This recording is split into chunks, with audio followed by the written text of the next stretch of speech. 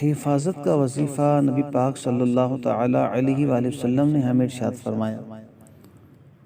واقعہ کچھ اس طرح ہوا کہ حضرت ابو ہریرہ رضی اللہ تعالی عنہ سے مروی ہے، آپ فرماتے ہیں کہ نبی پاک صلی اللہ تعالی علیہ وآلہ وسلم نے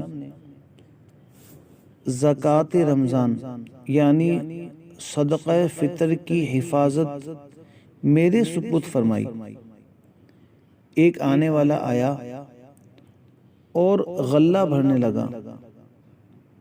آپ فرماتے ہیں کہ میں نے اسے پکڑ لیا اور کہا، تجھے حضور صلی اللہ تعالی علیہ وآلہ وسلم کی خدمت میں پیش کروں گا۔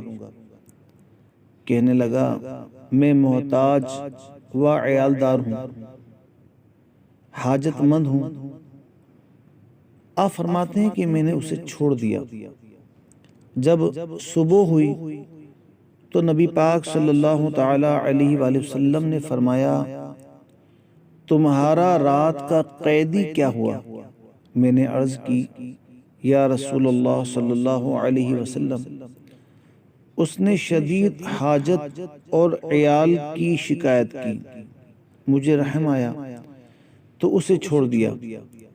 ارشاد فرمایا، اس نے تم سے جھوٹ بولا اور وہ پھر آئے گا۔ میں نے سمجھ لیا کہ وہ ضرور آئے گا، کیونکہ حضور صلی اللہ علیہ وآلہ وسلم نے ارشاد فرمایا ہے۔ اس کے انتظار میں تھا کہ وہ آیا اور غلہ بھرنے لگا۔ میں نے اسے پکڑ لیا اور کہا، تجھے رسول اللہ صلی اللہ علیہ وآلہ وسلم کے سامنے پیش کروں گا۔ اس نے کہا، مجھے چھوڑ دو، میں محتاج ہوں اور عیالدار ہوں، اب نہیں آؤں گا۔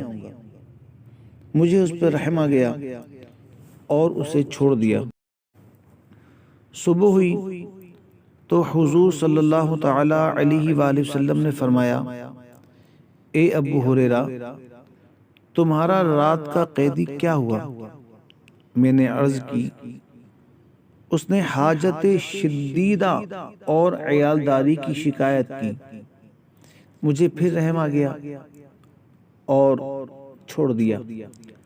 حضور صلی اللہ تعالی علیہ وآلہ وسلم نے فرمایا، اس نے تم سے جھوٹ بولا اور وہ پھر آئے گا۔ میں اس کے انتظار میں تھا، وہ آیا اور پھر غلہ بھرنے لگا۔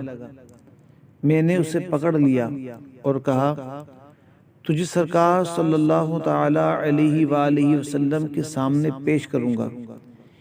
3 مرتبہ ہو چکا، تو ہر بار کہتا ہے نہیں آؤں گا، پھر آ جاتا ہے۔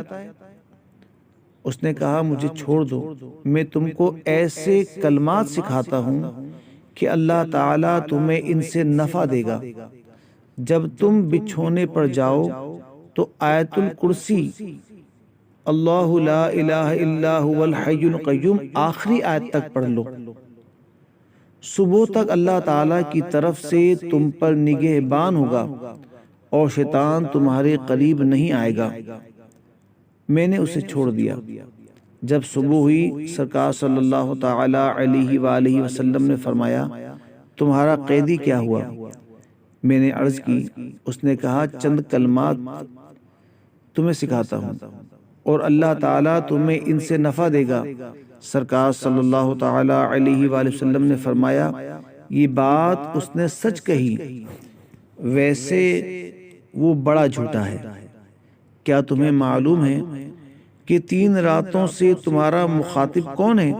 میں نے عرض کیا کہ نہیں۔ سرکار صلی اللہ تعالی علیہ وآلہ وسلم نے فرمایا، وہ شیطان ہے۔ تو لہٰذا اس واقعے سے یہ بھی معلوم ہوا کہ آیت الکرسی پڑھنے کی یہ بڑی برکت ہے کہ ہم کسی بھی سامان پر آیت الکرسی پڑھ دیں تو اللہ تعالیٰ کی طرف سے ایک نگہبان ہوگا جو اس کی حفاظت کرے گا۔ اللہ تعالیٰ ہمیں آیت الکرسی پڑھنے کی توفیق عطا فرمائے۔ آمین بجاہ النبی الامین وصلی اللہ تعالی علیہ وآلہ وسلم۔